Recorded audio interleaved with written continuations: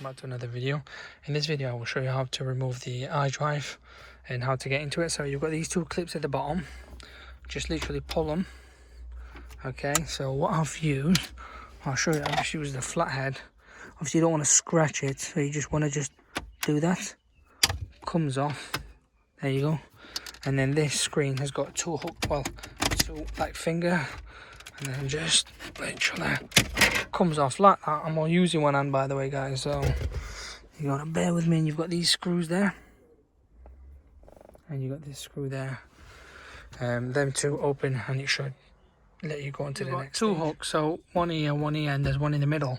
So for the one in the middle, I'm just gonna use this flathead, and it goes just about there, and I'm gonna push down on it.